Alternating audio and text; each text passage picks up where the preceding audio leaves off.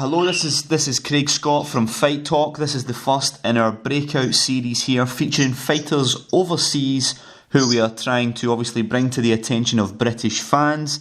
Joining me on the phone today, Bahamas native Tureano Johnson, the number one challenger for the IBF middleweight championship at the moment. Tureano, how are you?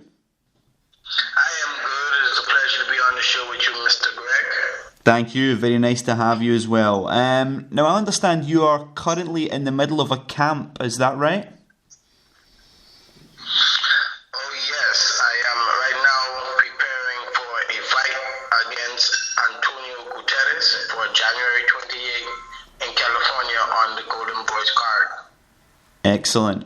This is am I right in saying this is the first time you've been fighting for a long time now? Well, yes, I've been fighting now for a pretty long time. My first bout was in 2010, February 5th. And from then to now, I am now currently the number one contender and the mandatory for the IBF world title. Obviously, we know that Gennady Golovkin currently holds that title as well as a few different titles at the same weight. Now, am I right in saying that you were supposed to face Golovkin last year? Is that right? And then you had a shoulder injury? Well, yes, it was in 2016, October 17th, I fought Eamonn for the mandatory spot. But in that fight, I incurred a shoulder injury, a rotator cuff tear, and actually in the very first round of that fight. But be that it is, that had sidelined me for my most anticipated fight against Gennady Golovkin. But we're back on the ball and we are preparing, to make that fight a guarantee for the fans. Excellent. Do you think that fight is a must for this year? Can you see that fight definitely happening in 2017? Well, in this boxing world, it's a lot of complications going on now. But I must say, as far as me and my team, we are full-fledged and ready to go to war with Gennady Golovkin this very year. And hopefully we can get it done. As far as Triple G, from what we have seen, not knowing his issues or having ever spoken to him, he looks like he has his table pretty full. But let's see if we can fit me inside there so I can put a spoiler inside the plans that he have. Yeah, definitely. I think obviously because he has more than one belt, it makes it a little bit more difficult when he has to do mandatory obligations, fight people, because he holds 3 of the 4 major belts at the weight. This Gutierrez that you're fighting on the 28th of January, how much do you know about him? Well, Gutierrez, he is a decorated fighter. He has 23 fights, 2 losses, one draw, and he's from a very strong heritage of the Mexican background, and Mexican fighters have a tendency of being very tough and very good. So yes, this fight that's coming up is no pushover at all. Gutierrez, he poses a great threat, in the front of me, but I'm sure I am able and capable of, overcoming this match, fighting against Antonio Guterres. Excellent. Well, we definitely look forward to that, and we'll keep our eyes peeled for that result. Tureano, obviously the fans in the UK might not be as familiar with you. Now, I obviously know you're from the Bahamas. How did you start boxing there? How did that come about? Well, as a young man, in school, I was much smaller than my peers. In my set and my class, and so a lot of bullying has been going on as I was coming up, and I was introduced to the sport to a gentleman by the name of Ray Minus Senior. He had introduced us into training. Of course, my father was a fighter, and my grandfather was a fighter.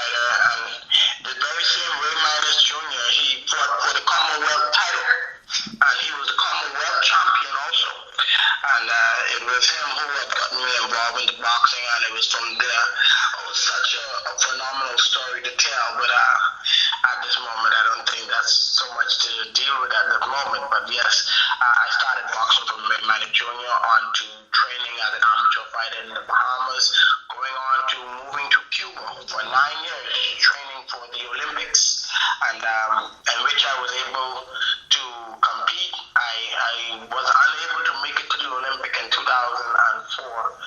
But most certainly we were able to make it in 2008, and then it was there that I was able to showcase what talent that I have on an international circuit, being at the 2008 Beijing Olympics.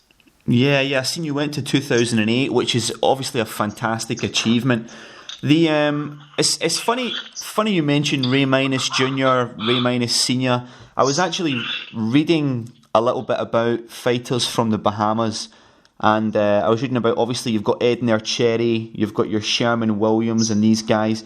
Now I was wondering, if you're fighting Golovkin for a world title, if you were to win the world title, would you be, I might be wrong, correct me if I'm wrong, but I think the last world champion from the Bahamas was 1975, I think?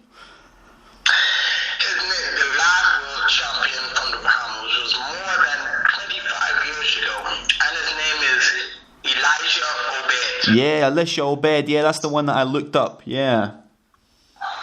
Yes, he was our first world champion. I think it was in 1973 or 72 that he fought and won the world title. And he lost it. I think he lost it in 1975 in Germany. Yeah. Very interesting stuff.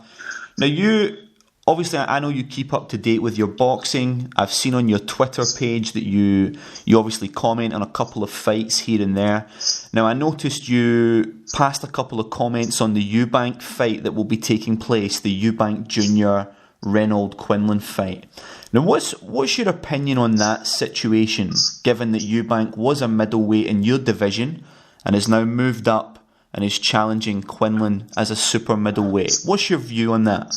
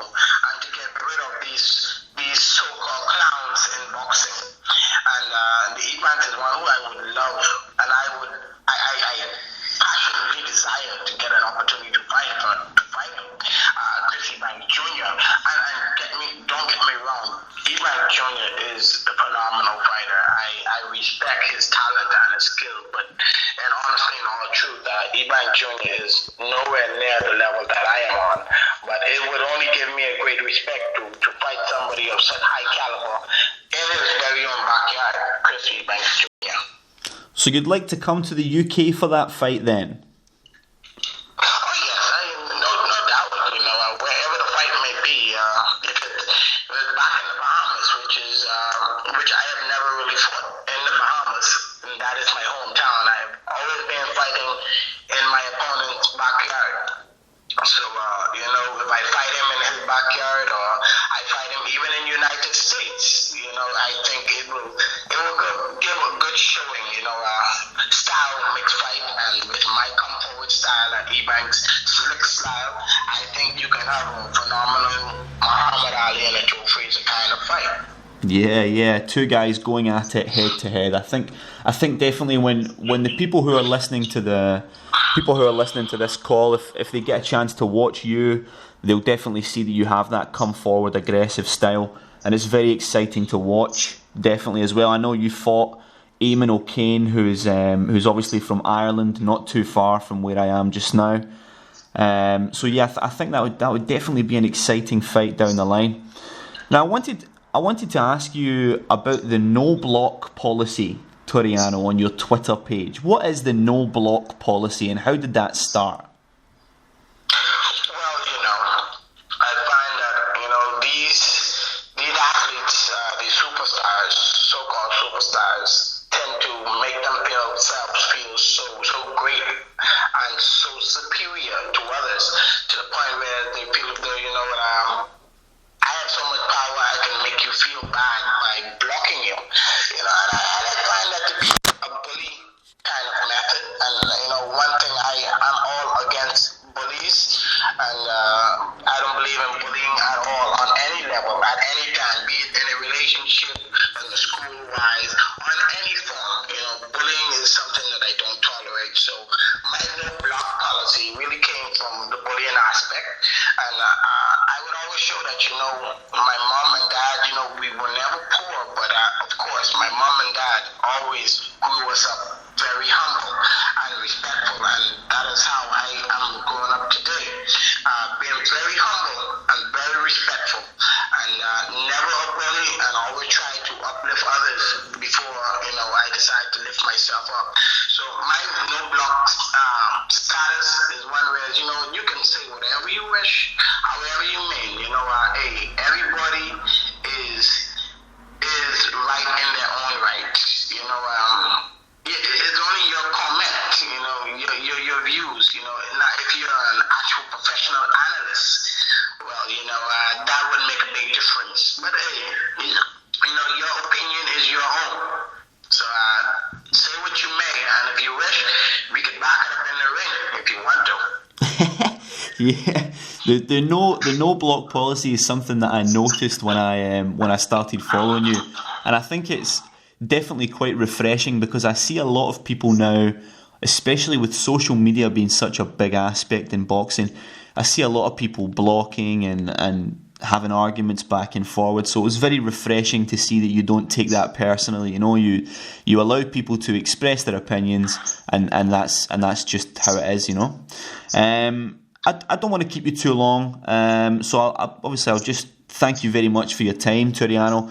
Sum up for me, just before we go, what would it mean for the Bahamas and boxing as a sport in the Bahamas if you were able to fight Golovkin or fight whoever it is you would fight for a world title? What would it mean for your home country if you were able to do the business there?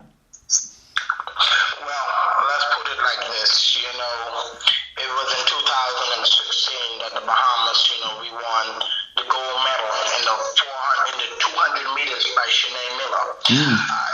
We had won the 400 meters in the 4x4 relay, and we can go on when it comes to track and field. And my country is no stranger when it comes to being the best athletes in the world.